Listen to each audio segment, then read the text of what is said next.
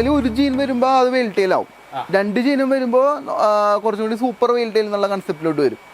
അതേപോലെ തന്നെയാണ് എല്ലാ പാറ്റേൺ. ഇപ്പോൾ ബ്ലാക്കിൻ്റെ ജീൻ വരുന്ന സമയത്ത് ഡബിൾ ബ്ലാക്ക് ആണെന്നുണ്ടെങ്കിൽ നല്ല ഡാർക്ക് ബ്ലാക്ക് ആയിരിക്കും, സിംഗിൾ ജീൻ വരുന്നുണ്ടെങ്കിൽ ഒരു ബ്ലാക്ക് ആയിരിക്കും. അങ്ങനെ ജീനിന്റെ കുറെ കോമ്പിനേഷൻസ് വരുന്നുണ്ട്. ആ കോമ്പിനേഷന്റെ ബേസിൽ നമ്മൾ ബ്രീഡ് ചെയ്തിട്ടുണ്ടെങ്കിൽ പുതിയ പുതിയ വെറൈറ്റീസ് നമുക്ക് ക്രിയേറ്റ് ചെയ്തെടുക്കാം. സുഹൃത്തുക്കളെ, നമ്മളെ ഇതുവരെ നിങ്ങൾക്ക് ഒരുപാട് അലങ്കാര മത്സ്യങ്ങളുടെ ഫാമുകൾ നമ്മൾ കാണിച്ചു തന്നിട്ടുണ്ട്. എന്നാൽ ഇന്ന് നമ്മൾ ഏഞ്ചലുകളുടെ ഒരു ലോകം തന്നെയാണ് നിങ്ങൾക്ക് കാണിച്ചു തരുന്നത് ഈ ഒരാഴ്ചയിലെ വീഡിയോയിലൂടെ. ബ്ലൂ ടൈൽ അക്വാട്ടിക്സ് നമ്മുടെ തൃശ്ശൂർ ജില്ലയിലെ ചാലക്കുടിക്കടുത്ത് അന്നമനടയിൽ ശിവപ്രസാദ് നടത്തുന്ന ഏറ്റവും മനോഹരമായ, നമുക്ക് വേണമെങ്കിൽ പറയാം കേരളത്തിൽ തന്നെ നന്നായി ചെയ്യുന്ന ഒരു ഫിഷ് ഫാം, അലങ്കാര മത്സ്യങ്ങളുടെ ഒരു ഫിഷ് ഫാമാണ് നമ്മളിന്ന് ഈ നമ്മുടെ ചാനലിലൂടെ നിങ്ങൾക്കായിട്ട് കാണിച്ചു തരുന്നത്. അപ്പോൾ രസകരമായ ഒരുപാട് കാര്യങ്ങളുണ്ട് ശിവപ്രസാദിൻ്റെ കൈകളിൽ. ശിവപ്രസാദ്, എന്തൊക്കെയാണ് നമ്മൾ ഇവിടെ നമ്മളുടെ ഈ ഒരു ഫാമിൽ എന്തൊക്കെയാണ് നമ്മൾ ചെയ്യുന്നത്? നമ്മൾ മെയിനായിട്ട് ബൾക്കായിട്ട് ചെയ്യുന്നത് ഏഞ്ചലാണ്, അതുപോലെ തന്നെ ഓസ്കാർ, പിന്നെ ഡിസ്കസ് നമ്മൾ സ്റ്റാർട്ട് ചെയ്തിട്ടുണ്ട്. അതേപോലെ തന്നെ പിന്നെ കുറച്ച് വെറൈറ്റീസ് ഗപ്പീസ്. ഈ ഏഞ്ചൽ ഇപ്പം നിങ്ങൾ ബൾക്കായിട്ട് ചെയ്യുന്നുണ്ടല്ലോ. അതെ. അപ്പോൾ ഏകദേശം എത്ര ബ്രീഡ് അല്ലെങ്കിൽ പെയർ ഉണ്ട് നമ്മളുടെ അടുത്ത്? നിലവിൽ ഇപ്പം നമ്മുടെ അടുത്തൊരു 8-10 വെറൈറ്റീസ് ആണുള്ളത്. വെറൈറ്റീസ് ഉണ്ട്. അത് ബൾക്കായിട്ടാണ് നമ്മൾ ചെയ്യുന്നത്. അതനുസരിച്ച് നമുക്ക് ബ്രൂഡ് സ്റ്റോക്ക് കിട്ടുന്ന അനുസരിച്ച് പുതിയ വെറൈറ്റീസ് കളക്ട് ചെയ്യാറുണ്ട് അല്ലേ? പുതിയ ബ്രൂഡ് സ്റ്റോക്ക്, പുതിയ ഇത് വരും. നമ്മളിപ്പോഴും പുതിയ ടെക്നോളജീസ് അപ്ഗ്രേഡ് ചെയ്തുകൊണ്ടിരിക്കും. ഇപ്പൊ പുതിയൊരു വെറൈറ്റി ഫിഷ് വന്നിട്ടുണ്ടെങ്കിൽ ഇപ്പൊ നമ്മൾ ബോംബെന്ന് കഴിഞ്ഞ ദിവസം റെഡ് ഡെവിളിന്റെ കുറച്ച് ഐറ്റംസ് എടുത്തായിരുന്നു. റെഡ് ഡെവിൾ ഓൾറെഡി ഉള്ളതാണ്. അപ്പോൾ നമ്മളങ്ങനെ അതേപോലെ തന്നെ ബൾഗേറിയൻ സീൽ പോയിന്റ്, അങ്ങനെ കുറച്ച് പുതിയ ടൈപ്പ് വെറൈറ്റീസ് നമ്മൾ എപ്പോഴും എടുത്തുകൊണ്ടിരിക്കും. നമ്മൾ അപ്ഡേറ്റ് ചെയ്യുന്നുണ്ട്. അതെ, ഓരോ പുതിയ വെറൈറ്റി വരും. അല്ലെങ്കിൽ കസ്റ്റമേഴ്സ് ഒക്കെ എപ്പോഴും ഒരേ സംഭവം തന്നെയാണ് നമ്മുടെ അടുത്തുള്ളതെന്ന് വിചാരിക്കും. അതുകൊണ്ട് നമ്മൾ എപ്പോഴും വെറൈറ്റിക്ക് വേണ്ടി ചേഞ്ച് ചെയ്തുകൊണ്ടിരിക്കും. കസ്റ്റമേഴ്സ് ശരിക്കും നമ്മള് ബൾക്കായിട്ടാണോ അല്ല മറ്റേ ഇതായിട്ടാണോ ഹോൾസെയിൽ ആയിട്ടാണോ നമ്മൾ? അതോ നിലവിൽ ഇപ്പൊ ഞാൻ ഹോൾസെയിൽ ആയിട്ടാണ് ചെയ്യുന്നത്. പിന്നെ അതല്ലാതെ കുറച്ച് പേർക്ക് 10 എണ്ണം 20 എണ്ണം ആ രീതിയിൽ, ചെറിയ രീതിയിൽ, അത് തുടക്കക്കാർക്ക് വേണ്ടിയിട്ട്. തുടക്കക്കാർക്ക് ഇപ്പോൾ ഒരു 10 പീസ് വാങ്ങിച്ച് ഏഞ്ചൽ ബ്രൂഡ് സ്റ്റോക്ക് സെറ്റ് ചെയ്യാനാണെങ്കിൽ 10 എണ്ണം വാങ്ങിക്കാം. അതല്ലാതെ ഹോൾസെയിലായിട്ട് കൊടുക്കുമ്പോൾ നമ്മൾ 50 എണ്ണം 100 എണ്ണം ഒക്കെ ആയിട്ടായിരിക്കും കൊടുക്കുക. അപ്പോൾ ചെറിയ മിനിമം ക്വാണ്ടിറ്റിയിൽ, ഏറ്റവും ചെറിയൊരു ക്വാണ്ടിറ്റിയിൽ ഹോൾസെയിൽ റേറ്റിൽ നമ്മൾ കൊടുക്കാറുണ്ട്.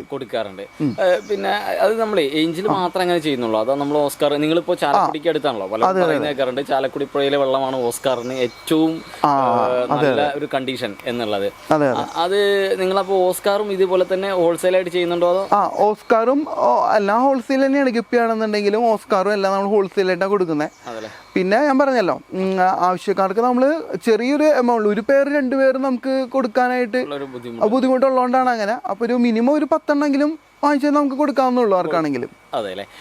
ഏകദേശം എത്ര സെന്റിലാണ് നമ്മൾ ഇത് ചെയ്യുന്നത്? എനിക്കിപ്പോൾ ഇവിടെ സ്ഥലത്തിന്റെ പരിമിതിയുണ്ട്, 25 സെന്റൊക്കെ ഉള്ളൂ. പക്ഷെ അതിനകത്ത് നമ്മൾ മാക്സിമം ടാങ്കുകൾ ഫില്ല് ചെയ്തിട്ടുണ്ട്. പിന്നെ നമ്മൾ ഈ പറഞ്ഞ ഏഞ്ചൽസും ഓസ്കാറൊക്കെ നമ്മൾ ഭയങ്കര ഫുൾ സൈസ് ആക്കിയിട്ടല്ല നമ്മൾ സെയിൽ ചെയ്യുന്നത്. അപ്പോൾ അതിൻ്റെ ഒരു, അതായത് നമ്മളിന്ന് കൂടുതൽ ബൾക്കായിട്ട് വാങ്ങിക്കുന്നത് ഒരു വളർത്തി വലുതാക്കി സെയിൽ ചെയ്യാൻ വേണ്ടിയിട്ടായിരിക്കും. പിന്നെ അതല്ലെങ്കിൽ പിന്നെ ബ്രൂഡ് ആക്കിയിട്ട് അത് തന്നെ കോയിൻ സൈസിലൊക്കെ 500, 2000, 1000 പീസുകളൊക്കെ ആയിട്ട് നമ്മൾ ഏഞ്ചിൽ സെയിൽ ആവുന്നത്. അതുപോലെ തന്നെ ഓസ്കാർ ആണെന്നുണ്ടെങ്കിൽ 27 രൂപയുടെ സൈസ്, അത് കഴിഞ്ഞാൽ പിന്നെ 90 രൂപ, 110 രൂപ ആ സൈസിലൊക്കെ ഹോൾസെയിൽ ബൾക്കായിട്ട് പോകുന്നത്. പക്ഷെ ഓസ്കാറിനെ ഫുൾ സൈസ് ആക്കാന്ന് പറഞ്ഞാൽ 8 ഇഞ്ച് സൈസിലോട്ട് 800 രൂപ, 900 രൂപയ്ക്ക് ഹോൾസെയിൽ പീസ് വരുന്നതാണ്. പക്ഷെ ആ സൈസിലോട്ട് ആക്കണമെങ്കിൽ കണ്ടമാന സ്ഥലം വേണം. ശരിക്കും ശിവപ്രസാദിന്റെ ഒരു മാർക്കറ്റ് നമ്മുടെ കേരളം മാത്രമാണോ അതോ പുറത്തേക്കുണ്ടോ, എങ്ങനെയാണത്? തൽക്കാലം ഇപ്പം ഞാൻ കേരളവും പിന്നെ കുറച്ച് തമിഴ്നാട്ടിൽ നിന്ന് കുറച്ച് നമുക്ക് ഓർഡർ വരാറുണ്ട്. പിന്നെ കുറച്ച് ബാംഗ്ലൂരിൽ നിന്ന് വരാറുണ്ട്. അത് പക്ഷെ നമ്മൾ കൊറിയർ നമുക്ക് ഈ ഓസ്കാറും ഏഞ്ചലും അയക്കാനായിട്ട് ഇച്ചിരി ബുദ്ധിമുട്ടുണ്ട്. കാരണം എന്താ വെച്ചിട്ടുണ്ടെങ്കിൽ വെള്ളം കൂടുതൽ വേണം.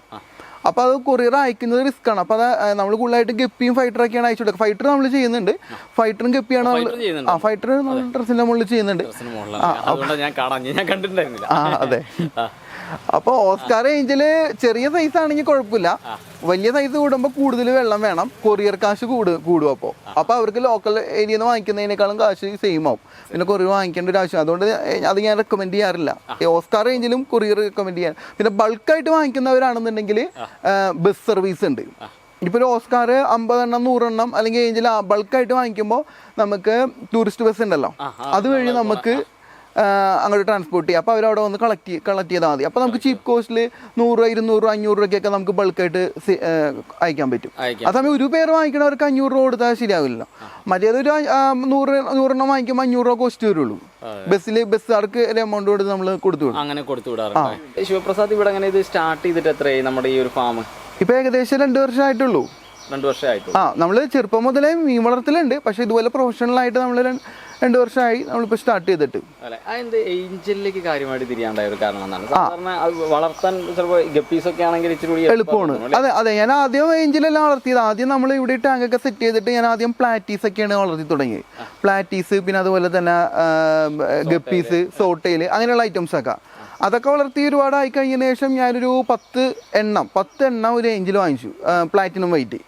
ആ 11 എണ്ണം വാങ്ങിച്ചു. 11 എണ്ണത്തിൽ നമുക്ക് കറക്റ്റ് 5 പേര് കിട്ടി എന്നുള്ളതാണ്. അത് വലിയൊരു ഭാഗ്യം.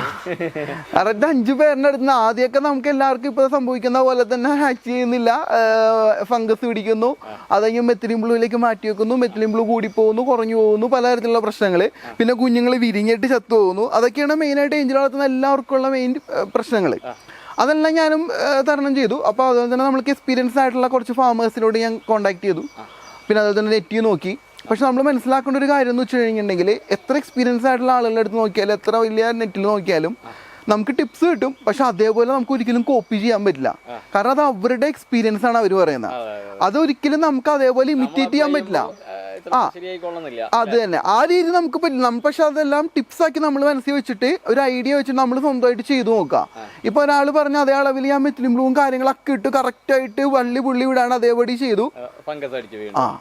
പക്ഷെ അവസാനം നോക്കി കഴിഞ്ഞപ്പോ ഇതൊന്നും അത്ര വലിയ കാര്യമില്ല. ഇപ്പൊ അങ്ങനെ ഇങ്ങനെയൊക്കെ ചെയ്ത് കഴിഞ്ഞാൽ സംഭവം റെഡിയാവും എന്നുള്ളൊരു സ്ലോട്ടിലോട്ട് നമ്മൾ വന്ന് വീഴും. പക്ഷെ അത് ആ സ്ലോട്ടിലേക്ക് വീഴണമെന്നുണ്ടെങ്കിൽ നമ്മൾ റിപ്പീറ്റഡ് ആയിട്ട് പ്രാക്ടീസ് ഇത് കണ്ടിന്യൂ ചെയ്തുകൊണ്ടേയിരിക്കണം. ആദ്യത്തെ പ്രാവശ്യം നമുക്ക് ഭയങ്കര ഹെയർ ബ്രേക്കിംഗ് ആയിരിക്കും. കുറേ പ്രാവശ്യം ശരിയാവാതെ വരുന്നു, പിന്നെയും ഏഞ്ചലുകൾ വാങ്ങിക്കുന്നു, കാശ് പോകുന്നു, മാസങ്ങൾ വെയിറ്റ് ചെയ്യുന്നു. നമ്മൾ 2, 3, 4, 5 മാസം കഴിഞ്ഞിട്ടാണ് ഏഞ്ചൽ സക്സസ്ഫുൾ ആയത്. അപ്പൊ അതിന്റെ ഇടയ്ക്ക് ഏഞ്ചലുകൾ നമുക്ക് കോയിൻ സൈസ് വരെ വളർത്തിക്കൊണ്ടുവന്നിട്ട് ചെറിയൊരു അബദ്ധം, നമ്മൾ ആദ്യത്തെ കാലഘട്ടങ്ങളിൽ കുറെ അബദ്ധങ്ങൾ പറ്റും. ചെറിയൊരു ഫീഡ് കൊടുക്കണതിൽ മിസ്റ്റേക്ക് വന്നാൽ തന്നെ മൊത്തം ബാച്ച് പോവും. ഇപ്പൊ നമ്മൾ ആർട്ടീമിയ ഈ ഡീക്യാപ്ഡ് ആർട്ടീമിയ കൊടുക്കുന്ന സമയത്ത് അത് കുറച്ച് കൂടിപ്പോയിട്ടുണ്ടെങ്കിൽ, അല്ലെങ്കിൽ നമ്മൾ ഡീക്യാപ്പ് ശരിയായില്ല എന്നുണ്ടെങ്കിൽ ആ ഡീക്യാപ്പ് ആർട്ടീമിയ ഒരെണ്ണം കഴിച്ചുള്ള ഏഞ്ചലെല്ലാം ഒരെണ്ണം കഴിച്ചാൽ മതി, ആ ഏഞ്ചൽ എത്തും. അങ്ങനെ ആ ബാച്ച് ഫുള്ളും. അങ്ങനെ നമ്മൾ എന്തോരം ഏഞ്ചലുകൾ കുറേ ഫിഷസ് അങ്ങനെ നമുക്ക് ലോസ് വരും ആദ്യത്തെ കാലഘട്ടങ്ങളിൽ. ഈ ഫിഷ് കത്തുപോകണം മെയിൻ കാരണം എന്ന് വെച്ചാൽ നമ്മളുടെ അബദ്ധങ്ങൾ പറ്റുന്നതിൽ മാത്രമേ ഫിഷ് ചാവുള്ളൂ. ഒന്നിലെ ഫുഡിൻ്റെ അകത്തുള്ള പ്രശ്നം, അല്ലെങ്കിൽ വാട്ടർ ക്വാളിറ്റി ഉള്ള പ്രശ്നം. മൂന്നാമത് വരുന്നതാണ് നമ്മുടെ ക്ലൈമറ്റ് ചേഞ്ച്. ഇപ്പൊ പ്രകൃതിയിൽ ലോകത്തെ എല്ലാ സ്ഥലത്തും ക്ലൈമറ്റ് ചേഞ്ച് ഉള്ളതാണ്. എല്ലാ ജീവികളും ജീവിക്കുന്നുണ്ട്. പക്ഷെ നമ്മുടെ കയ്യിലിരിക്കുന്ന ജീവികൾക്ക് അങ്ങനെ സംഭവിക്കണമെങ്കിൽ നമ്മുടെ കയ്യിലുള്ള മിസ്റ്റേക്ക് ഉണ്ടാകും. ഇപ്പൊ ഉദാഹരണത്തിന് നല്ല ക്ലൈമറ്റിൽ മോശം വെള്ളത്തിൽ വലിയ കുഴപ്പമില്ലാണ്ട് ജീവിക്കും. ക്ലൈമറ്റ് ചേഞ്ച് ഉണ്ടാവുന്ന സമയത്ത് ഫിഷിന് സ്ട്രെസ് വരും. ആ സമയത്ത് പോരാത്തിന് നമ്മുടെ വാട്ടർ ക്വാളിറ്റി മോശമാണെന്നുണ്ടെങ്കിലാണ് ഫിഷ് ചാവുന്നത്. അപ്പൊ നമ്മൾ വാട്ടർ ക്വാളിറ്റി മോശമായി കഴിയുമ്പോൾ മാറ്റാണ്ട് മോശമാകാൻ പോകുന്നതിന് അതൊക്കെയാണ് ഇതിന്റെ എക്സ്പീരിയൻസ് എന്ന് പറഞ്ഞാൽ. ഇപ്പൊ ഇത്തരത്തിലുള്ള കാര്യങ്ങൾ നമ്മൾ ഫാമിൽ ഫിൽട്ടർ ചെയ്യുന്നത് കണ്ടു, വെള്ളം മാറ്റുന്നതൊക്കെ നമ്മൾ കണ്ടിട്ടുണ്ടാവും.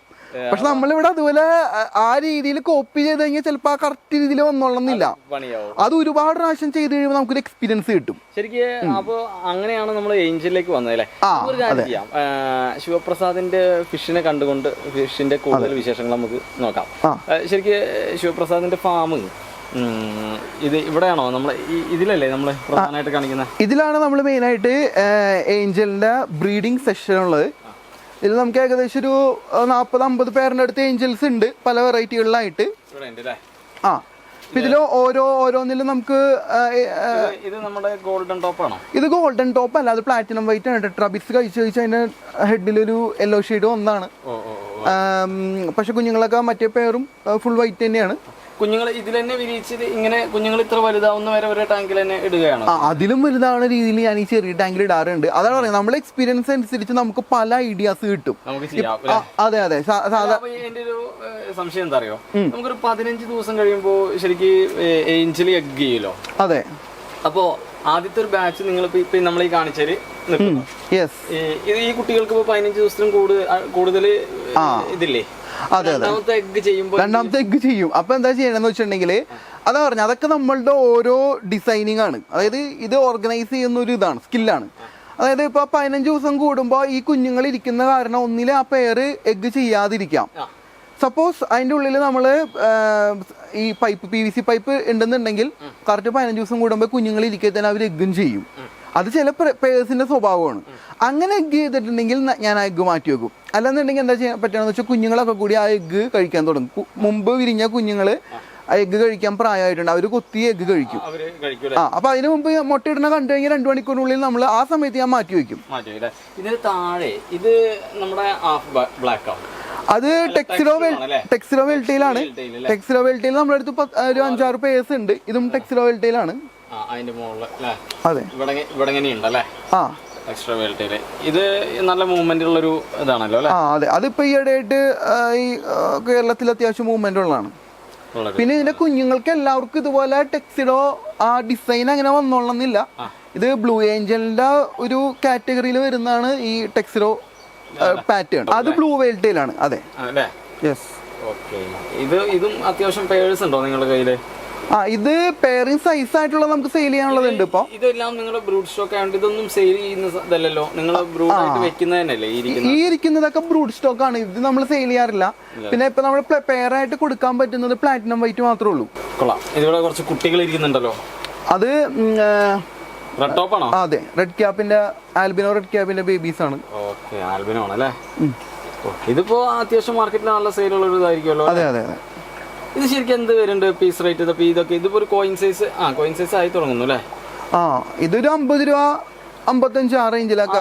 ഈ സൈസ് അല്ല, ഇതിലും കുറച്ചുകൂടി ഒരു 3 ഇരട്ടി വലിപ്പം വരുമ്പോഴാണ് നമ്മൾ സെയിൽ ചെയ്യുന്നത്. ഒരു ഡബിൾ കോയിൻ സൈസ് വരുമ്പോഴത്തേക്കും. ആൽബിനോ അല്ലേ? ഇത് നമ്മളെ അതും ബ്ലൂ വെയിൽറ്റയിലാണ്. ബ്ലൂ വെയിൽറ്റയിൽ നല്ല ക്വാളിറ്റി ഉണ്ട് കേട്ടോ. ഇതൊക്കെ നമ്മളെ ബ്രൂഡാണ് അല്ലേ? ഇവിടെ ഇത് ജെറ്റ് ബ്ലാക്ക് ആണോ? അത് ജെറ്റ് ബ്ലാക്ക്. അതിന് പൊതുവെ കുഞ്ഞുങ്ങളെ കുറവായിരിക്കും. ജെറ്റ് ബ്ലാക്കിന് അല്ലേ? ജെറ്റ് ബ്ലാക്ക്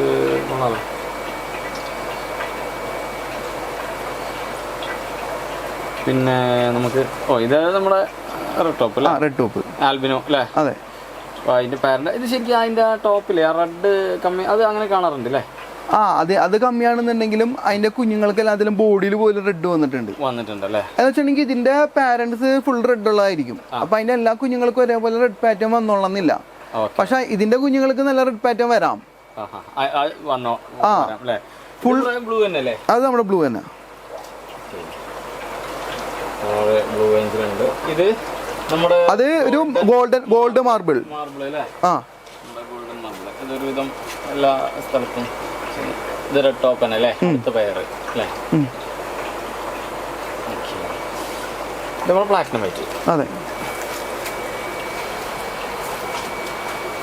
പ്ലാറ്റിനം വൈറ്റ് നമ്മൾ ചിലപ്പോ തുടക്കത്തിൽ നേരത്തെ പറഞ്ഞ പോലെ തുടക്കത്തിൽ വാങ്ങിയ പെയറുകളായിരിക്കും അല്ലേ?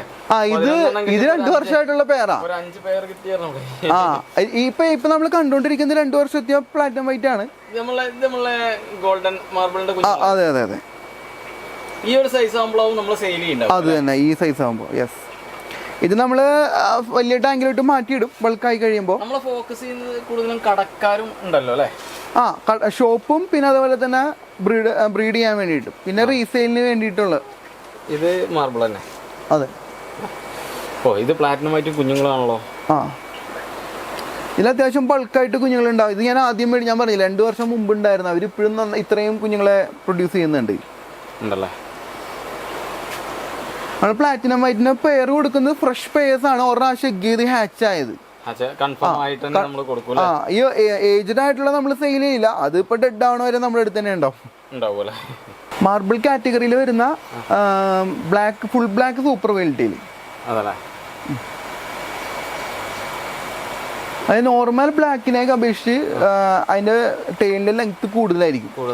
അതായത് എല്ലാ ഏഞ്ചലിന്റെ എല്ലാ കാറ്റഗറീസിലും 2 ജീൻ ഉണ്ടാവും. കളറിന്റെ പാറ്റേണിലാണെങ്കിൽ അതിന്റെ ടെയിലിന്റെ ബോഡി ഷേപ്പിന്റെ എല്ലാ പാറ്റേണിലും.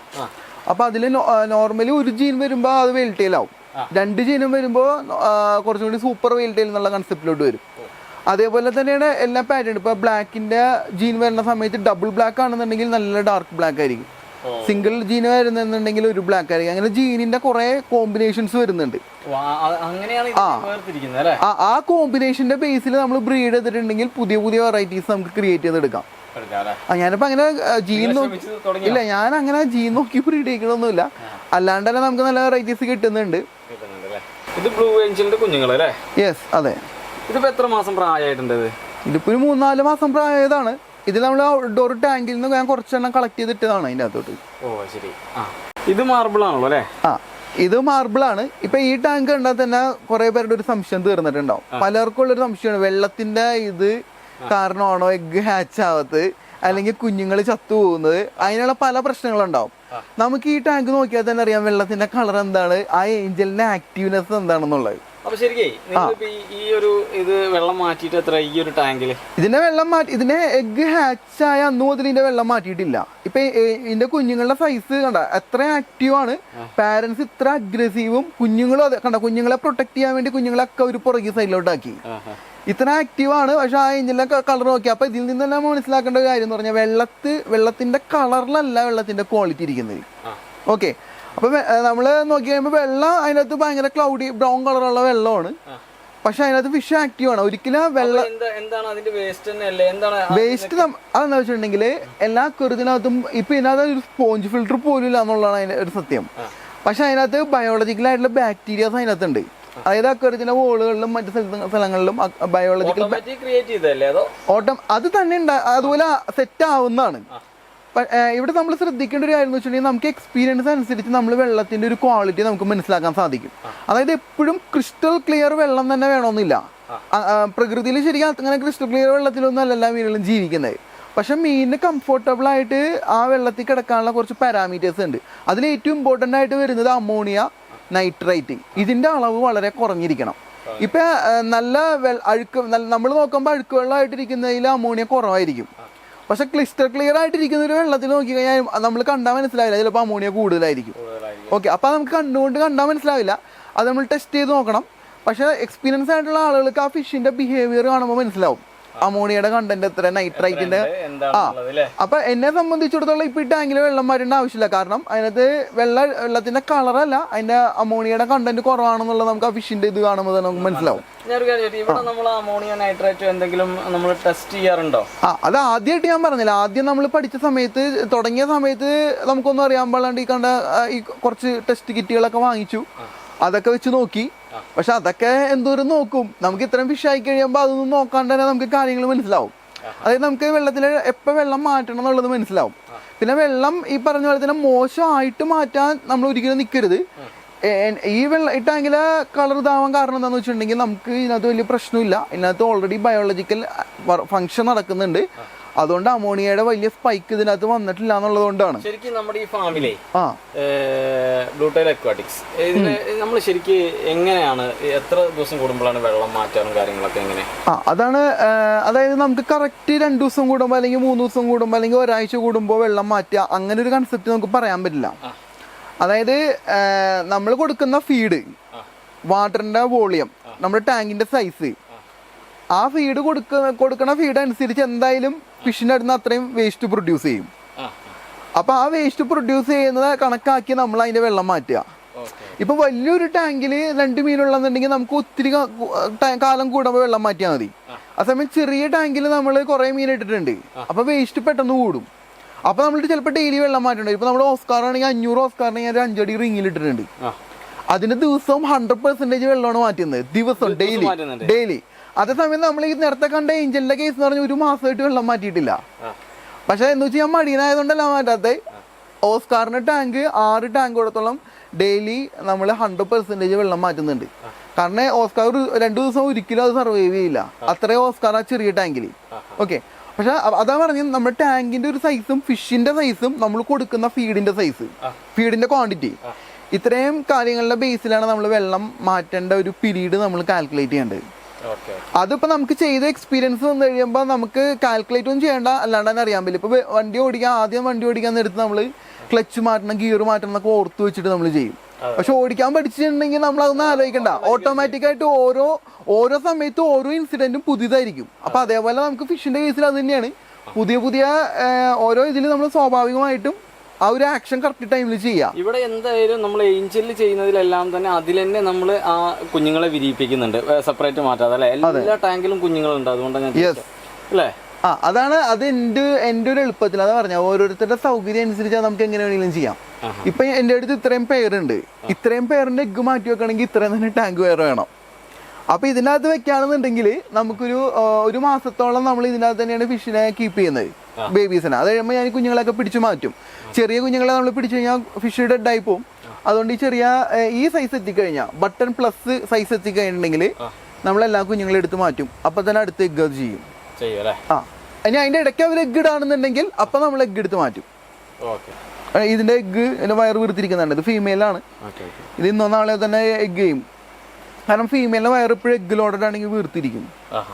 പിന്നെ അതിൽ നിന്ന് എഗ്ഗ് ട്യൂബ് എന്ന് പറഞ്ഞൊരു സംഭവം ഉണ്ട്, അതിങ്ങനെ ബൾജ് ചെയ്തിരിക്കും. ഇപ്പൊ ഈ ഫീമെയില് നല്ല രീതിയിൽ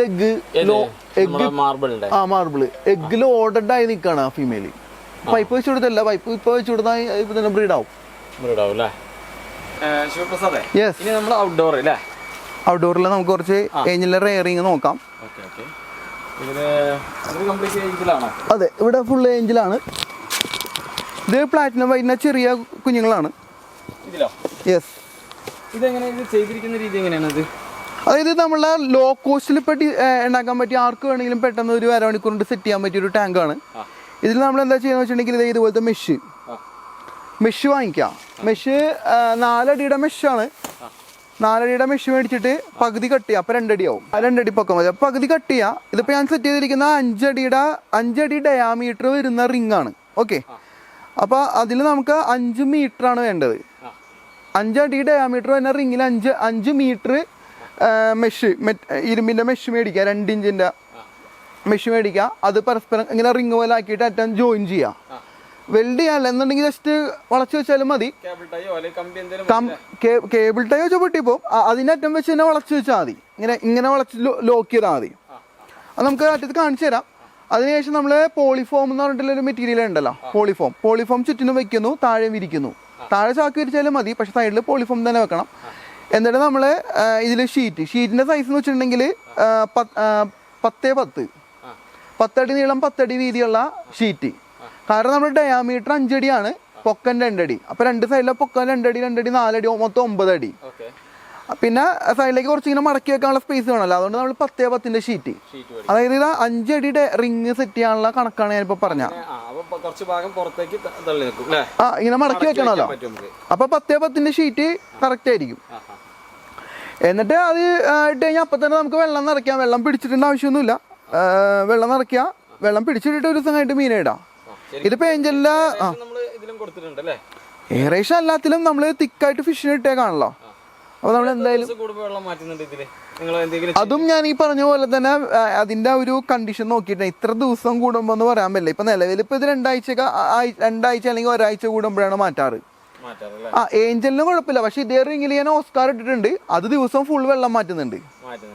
ഇതിന്റെ 2 ആഴ്ച ഇപ്പൊ 2 ആഴ്ച ആയിട്ട് ഞാൻ മാറ്റിയിട്ടില്ല. ഇതിന്റെ നമുക്ക് ജസ്റ്റ് ഒന്ന് ഇതിലൊന്ന് കാണിക്കൂ. ഇതിപ്പോ എത്ര മാസം പ്രായമായതാണ്? ഇതിപ്പോ ഏകദേശം 2 മാസമൊക്കെ പ്രായമായ കുഞ്ഞുങ്ങളാണ്. ഇത് പ്ലാറ്റിനം വൈറ്റ് അല്ലേ? ഇത് പ്ലാറ്റിനം വൈറ്റ്. ഓക്കെ, 2 മാസം പ്രായമായത് അല്ലേ? ഇതിപ്പോ നമ്മളെ സെയിലിനുള്ളതാണല്ലോ അല്ലേ?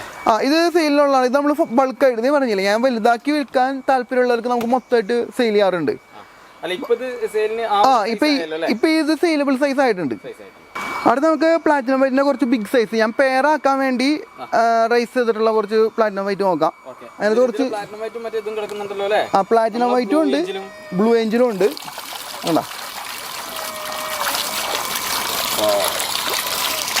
ഓക്കെ,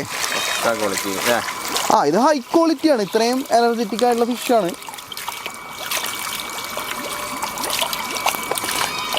കണ്ടോ, ആ ടെയിൽ നോക്കിയാൽ തന്നെ അറിയാം ഫിഷിന്റെ ക്വാളിറ്റി. പിന്നെ ബ്ലൂ ഏഞ്ചല് ഇതിപ്പോ എത്ര മാസമായി പറഞ്ഞ? ഇത് ഒരു 6-7 മാസമായിട്ടുണ്ടാവും. 6-7 മാസമായി. നമുക്ക് ഇതാണ് ഇതിന് ഇത്രയും കൂടുതൽ നമ്മൾ ഈ ടാങ്കിൽ ഇടുമ്പോൾ നിങ്ങൾ വൈകുന്നേരങ്ങളിലാണല്ലോ ഇവർ പെയറായിട്ട് മാറി നിൽക്കുന്നതായിട്ട് നമുക്ക് ഏകദേശം ഇതിൽ നിന്നല്ല പെയറാക്കണം. പെയറാക്കുന്ന അപ്പുറത്തെ ടാങ്ക്. ഇതിലിപ്പോ കുറച്ച് ഏഞ്ചലുള്ളൂ. പെയറാക്കി ഇടുമ്പോൾ എപ്പോഴും നമ്മൾ വലിയ ടാങ്കിൽ ഒരു 8 or 10 ഏഞ്ചലിനെ ഇടാം. എന്നിട്ട് അത് നമ്മൾ നോക്കി കഴിയുന്നുണ്ടെങ്കിൽ അവർ പെയറായിട്ട് സെപ്പറേറ്റ് രണ്ടുപേര് മാറി നിൽക്കുന്നുണ്ടാവും. ഏകദേശം അതൊരു വൈകുന്നേര സമയത്തായിരിക്കും അല്ലേ? വൈകുന്നേര സമയത്ത് അത് എപ്പോഴും ഉണ്ടാവും. നമ്മൾ അടുത്ത് വരുമ്പോൾ വൈകുന്നേരം എന്ന് പറയാൻ കാരണം എന്ന് വെച്ചിട്ടുണ്ടെങ്കിൽ അല്ലെങ്കിൽ ഫിഷ് ഫീഡ് കിട്ടാൻ വേണ്ടിയിട്ട് എല്ലാം ഒരുമിച്ച് നമ്മുടെ അടുത്തേക്ക് ഓടി വരും.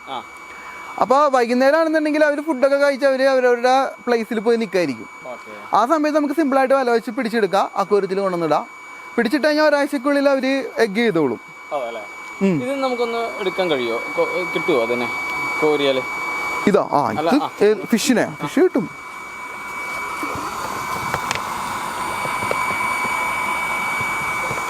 ഭയങ്കര ഓട്ടക്കാരാണ്. ഇത് നല്ല ഇതെന്ന് വെച്ചിട്ടുണ്ടെങ്കിൽ ഇതിൽ പേരാവേണ്ട ആവശ്യമൊന്നുമില്ല. അല്ലാണ്ട് തന്നെ പിടിച്ചിടാം. ഞാൻ കാണിച്ചു തരാം. മെയിലും ഫീമെയിലും നോക്കണമെങ്കിൽ ഞാൻ കാണിച്ചു തരാം. ഇത് നോക്കാം. ഇത് നല്ല അസല് മെയിലാണ്. അതിന്റെ ഹെഡ് കണ്ട, ഹെഡ് മുഴച്ചിരിക്കും. പിന്നെ താരതമ്യേന വലിപ്പം കൂടുതലായിരിക്കും. റൗണ്ട് ബോഡി ആയിരിക്കും. ഏറ്റവും വലുതുമായിരിക്കും. മനസ്സിലായോ? അങ്ങനെയാണ് മെയിൽ നോക്കുന്നത്. ഇനിയിപ്പോ ഫീമെയിൽ നോക്കുകയാണെന്നുണ്ടെങ്കിലേ ഫീമെയിൽ ഒന്ന് പിന്നെ ഏറ്റവും ഫസ്റ്റ് തന്നെ വയറ് വീർത്തിരിപ്പുണ്ടാവും. ഇവിടെ വയറ് വീർത്തിരിക്കുന്നതാണ്ട. പിന്നെ തലയിൽ ഇങ്ങനെ ഒരു വി ഷേപ്പ് കൂർത്തിരിക്കും. മുഖം കൂർത്തിരിക്കും. മറ്റേന്റെ ഇവിടെ ഇങ്ങനെ ഒരു ഹമ്പ് ഉണ്ടായി. ഇത് കൂർത്തിരിക്കണണ്ട. അങ്ങനെ മെയിലും ഫീമെയിലും ഇതിൽ നിന്ന് പിടിച്ചിട്ടാലും മതി. പേര അങ്ങനെ ഏഞ്ചൽ പേരായിട്ട് മാറ്റിയിടേണ്ട ആവശ്യമൊന്നുമില്ല. ഇപ്പൊ ഒരു പേരുണ്ട്, നമ്മളൊരു പേര് ചത്തു, ഒരു ഏതെങ്കിലും മെയിലോ ഫീമെയിലോ ചത്തുപോയിട്ടുണ്ടെങ്കിൽ ഒരു ഫീമെയിലിനെ പിടിച്ചിട്ടാൽ മതി. ഫീമെയിൽ ചത്തുപോയി ഫീമെയിലിനെ ഇടാം. മെച്ചുവേർഡ് ആയിട്ടുള്ള മെയിലും ഫീമെയിലിനും ഒരു ചെറിയ അക്വേറിയത്തിൽ ഇട്ടിട്ടുണ്ടെങ്കിൽ, ബ്രീഡിംഗ് ടാങ്കിൽ ഇട്ടിട്ടുണ്ടെങ്കിൽ അത് അവരുടെ ടൈം ആയി കഴിഞ്ഞാൽ അവർ എഗ് ചെയ്യും. കാരണം ഫീമെയിലിന്റെ ബോഡിയിൽ എന്തായാലും എഗ് മെച്ചുവേർഡ് ആയി കഴിഞ്ഞാൽ ഉണ്ടാവും. മെയിലിന്റെ ബോഡിയിലും അതിന്റെ സ്പേം ഉണ്ടാവും. അപ്പൊ പിന്നെ അത് ഒരുമിച്ചിട്ടുണ്ടെങ്കിൽ അത് ഒരു പേരായിക്കോളും. ഈ ടാങ്കിൽ നമ്മള് ഇത് കുറച്ച് ഗോൾഡ് മാർബിളിൽ തന്നെ കുറച്ച് ക്വാളിറ്റി ഉള്ള ടൈപ്പാണ്. കുറച്ച് റെഡിഷ് കളർ കൂടുതൽ വരുന്ന ടൈപ്പ്. കോയി വെയിൽറ്റ് എന്നൊക്കെ പറയാറുണ്ട്. കോയി അല്ല, പക്ഷെ ഗോൾഡൻ മാർബിളിന്റെ ഗോൾഡ് മാർബിൾ എന്നൊക്കെ പറയുന്ന ഒരു കാറ്റഗറി. ഇത് നമ്മൾ പേരാക്കട്ടതാണോ? ഇത് ഏതാണ്? ഈ ഫുഡ് ഏതാണ് ഇപ്പോഴത്തെ കൊടുത്ത ഫുഡ്? ഈ ഫുഡ് നമ്മൾ യൂസ് ചെയ്യുന്ന 0.8 കാർഗിലിന്റെ ഫീഡാണ്. കാർഗിലിന്റെ ഇത് ചെറിയ സൈസാണ്. ഇത് വലിയ ഫിഷിന് കൊടുക്കരുത്, കാരണം ഇത് പ്രോട്ടീൻ കണ്ടന്റ് കൂടുതലാണ്. പിന്നെ ഒരു എണ്ണമയൊക്കെ ഉണ്ട്. അപ്പൊ ചെറിയ ഫിഷിനാണെന്നുണ്ടെങ്കിൽ കൊടുക്കാം, കാരണം പ്രോട്ടീൻ കുഞ്ഞുങ്ങൾക്ക്. ബ്രൂഡിന് ഇത് ഓവർ പ്രോട്ടീൻ ആയി പോകും. കാരണം വെച്ചിട്ടുണ്ടെങ്കിൽ ഫാറ്റി ആവാൻ ചാൻസ് ഉണ്ട്. ഇത് ഓയിൽ കണ്ടന്റ് ഇച്ചിരി കൂടുതലായതുകൊണ്ട് ചെറിയ ഫിഷ് പെട്ടെന്ന് വളരാനായിട്ട് നല്ലതാണ്. വലുതായി കഴിഞ്ഞിട്ടുണ്ടെങ്കിൽ ഫിഷിന് അത്രയും പ്രോട്ടീൻ അത്രയും ഫാറ്റിന് ആവശ്യമില്ല. അപ്പൊ നമ്മള് കുറച്ച് പ്രോട്ടീൻ ഫാറ്റ് കുറഞ്ഞ ഫീഡുകൾ കൊടുക്കാം. അതെ.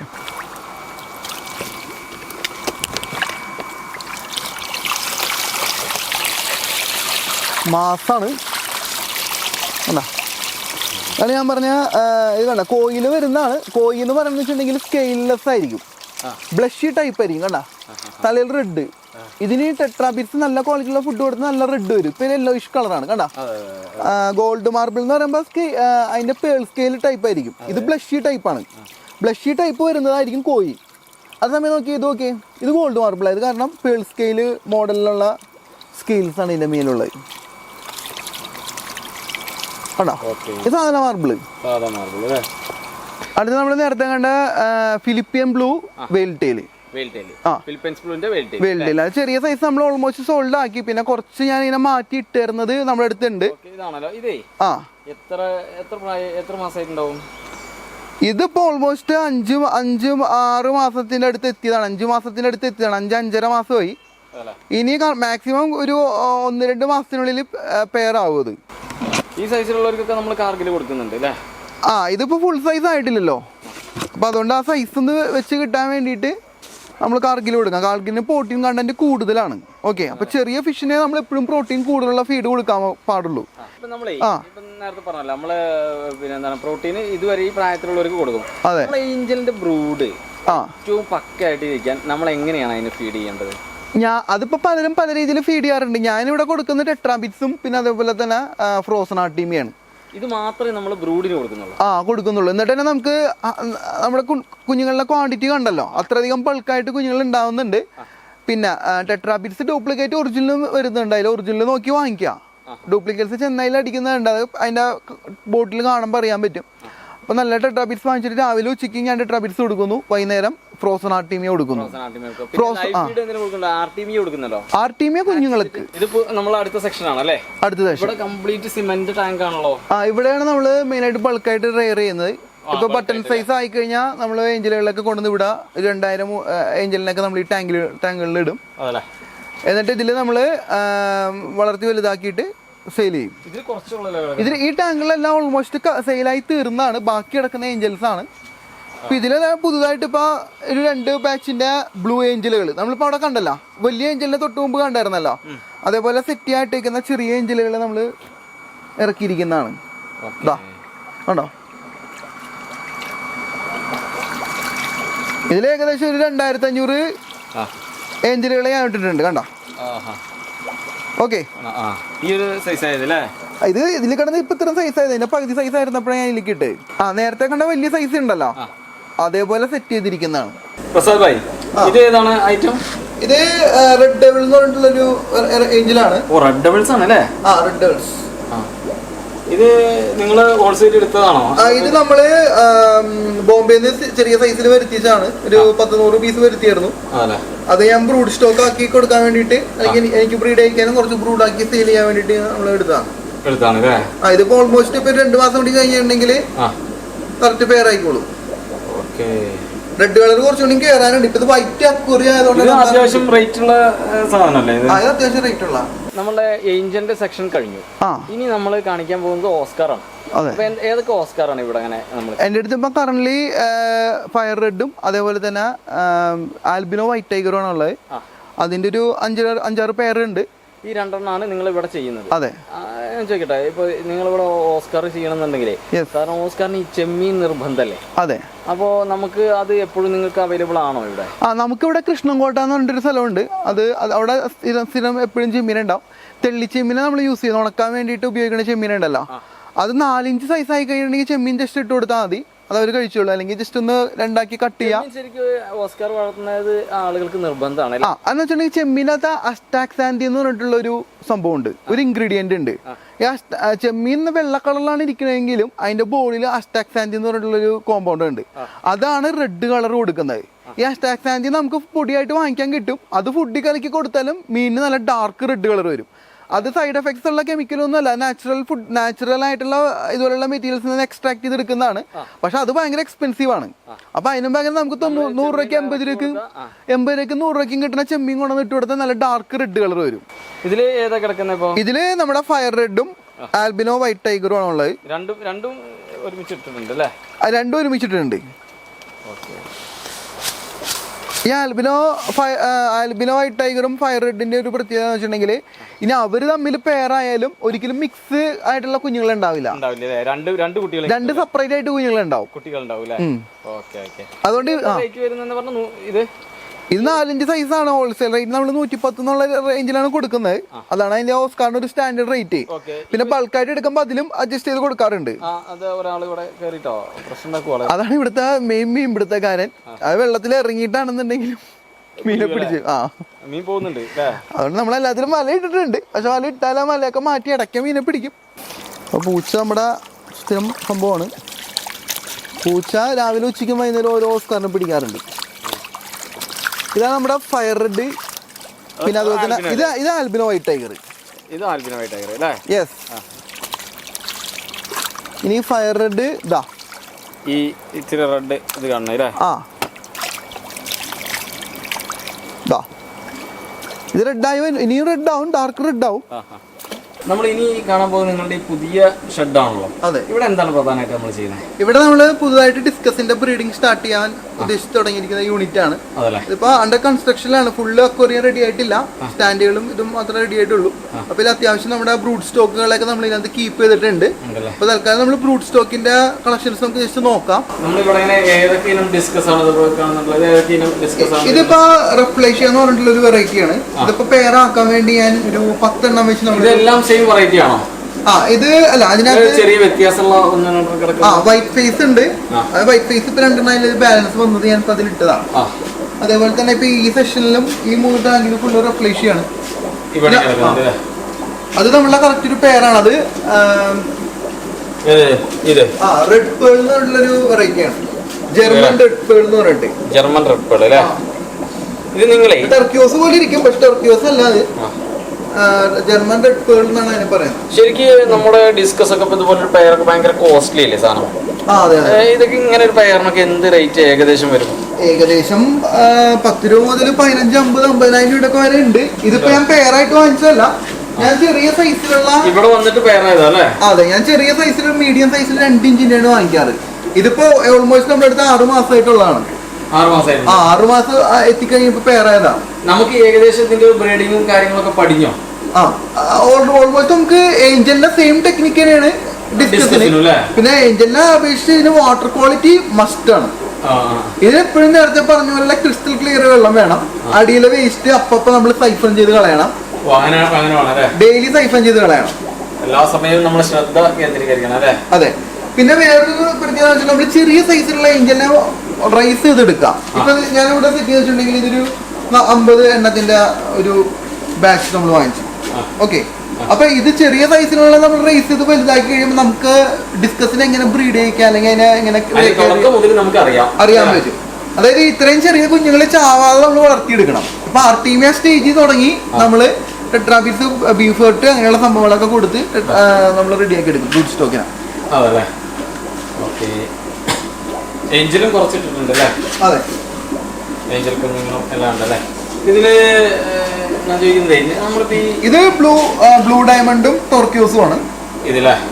ഇതെല്ലാം ഇപ്പൊ മാർക്കറ്റിൽ നല്ല രീതിയിൽ ഹൈലൈറ്റ് ചെയ്ത് നിൽക്കുന്ന ബ്രീഡുകളാണ് അല്ലേ? അതെ. ഞാൻ ചോദിക്കുന്നത് ഇത് നമ്മളെ നോർത്തുകാരാണല്ലോ കാര്യമായിട്ട് ഇത് ചെയ്യുന്നത്. ശരി, അപ്പൊ നമ്മൾ ഇതിന്റെ പർച്ചേസിങ് കാര്യങ്ങളൊക്കെ നിങ്ങൾ നോർത്ത് തന്നെയാണോ ഇത് വാങ്ങിയിട്ടുള്ളത്? ഭൂരിഭാഗം നമ്മള് കുറച്ച് ബോംബെയിൽ നിന്ന് നമ്മൾ വാങ്ങിച്ചത് പർച്ചേസ് ചെയ്തിട്ടുണ്ട്. ബോംബെ എന്ന് വെച്ചിട്ടുണ്ടെങ്കിൽ മലേഷ്യയിൽ ഇമ്പോർട്ട് ചെയ്ത് വന്നതും ബോംബെയിൽ നിന്ന് എടുക്കാറുണ്ട്. അതുപോലെ തന്നെ ബോംബെയിൽ ബ്രീഡ് ചെയ്യുന്ന കുറച്ച് വാങ്ങിച്ചായിരുന്നു, ഇന്ത്യൻ ബ്രീഡുകൾ. അപ്പൊ കേരളത്തിന്റെ ഞാൻ കുറച്ച് നമ്മൾ 1-2 ബ്രീഡേഴ്സിന്റെ അടുത്ത് നിന്നും കുറച്ച് വാങ്ങിച്ചിട്ടുണ്ടായിരുന്നു. ഡിസ്കസിന് ഇപ്പൊ ഞാൻ കൊടുത്തിട്ട് ടെട്രാബിറ്റ്സ് ആണ്. പിന്നെ ബീഫ് ഹെർട്ട് മിക്സും കൊടുക്കാറുണ്ട്, പിന്നെ ഫ്രോസൺ ടിവിയും കൊടുക്കാറുണ്ട്.